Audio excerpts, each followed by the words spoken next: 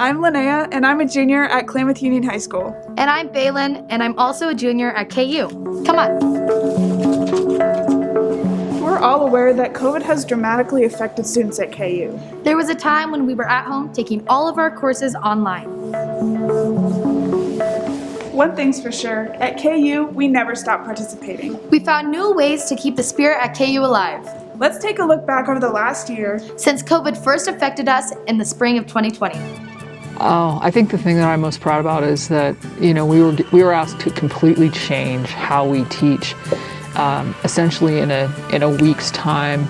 We had a week and then a spring break, and then all of a sudden it was digital.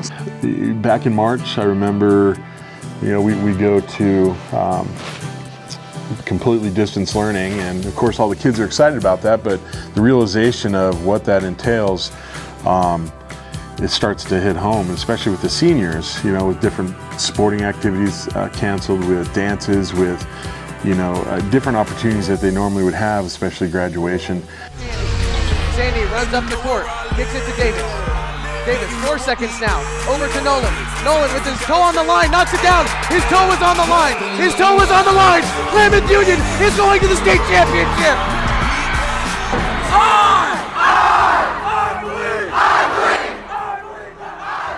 Let's take a look back over the last year since COVID first affected us in the spring of 2020.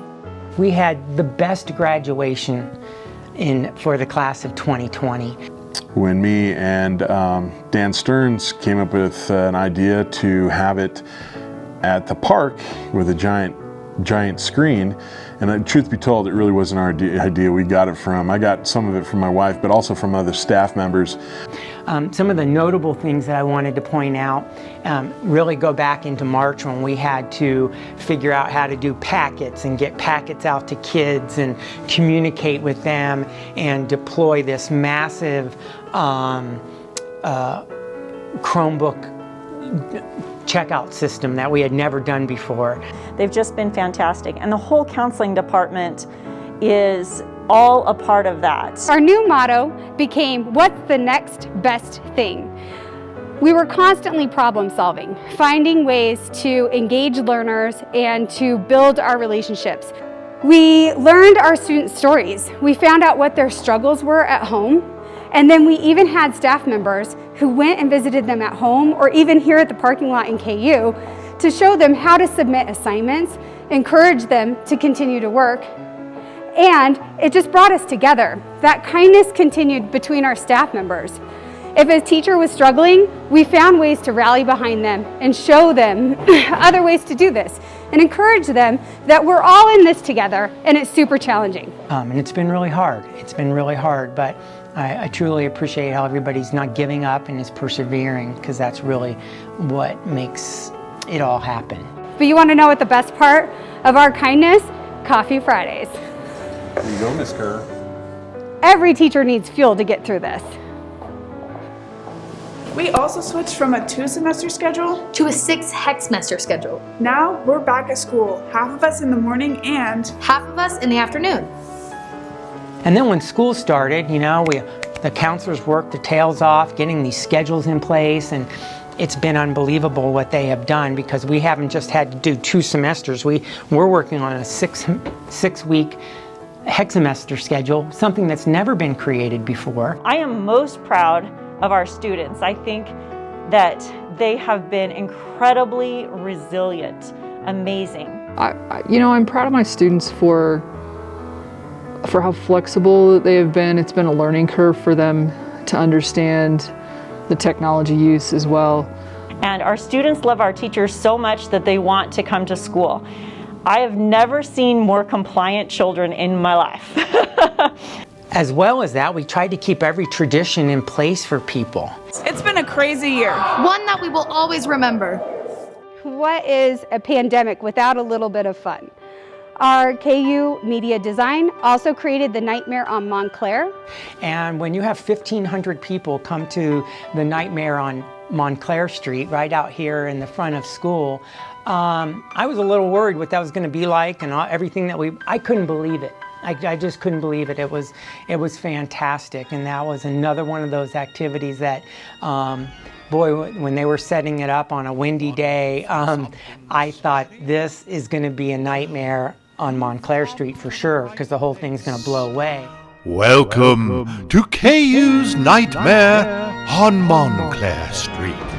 And my God, they pulled it off again, and they always do that. And it far exceeds the expectations. And they raised money for the senior class for this year, and that was really noble of them. But that was a very unique Halloween, and we all really needed that in our community. And so I appreciate their work on that. Other great things that have happened at KU, I want to give credit to the community service project that DECA and the cross-country students did by going over to Phoenix Talent. Our DECA and cross-country students went over to Talent to help with the Alameda fire tragedy. That just warmed my heart that I know that our students here at KU care about other people, and they go the extra length. And one student who put that together in particular was Daniel McVeigh, and that was in DECA, and I really appreciate his hard work for pulling that off. And sports have also come back. And we can now have our music classes. And then we had all of our sports teams trying to do their practices and keep the kids alive and keep them engaged in school and get them active, because they were so isolated at home and becoming more removed and despondent through all this. So we wanted to pull them out as much as possible. One thing's for sure, at KU, we never stop participating. We found new ways to keep the spirit at KU alive. We're part of a big puzzle here, and only when everybody puts their piece in the puzzle do we get the whole picture. And I think that that's very true about KU, and I truly appreciate how hard everybody's worked, and I appreciate all the support we've gotten behind us that people don't see. All the administration, the district office, human resources, like I said, transportation, food service, IMTC, special services department, everybody has come through. You know, it's a really community effort in order to keep this place running so that our kids get educated. So yeah, pretty appreciative of everybody.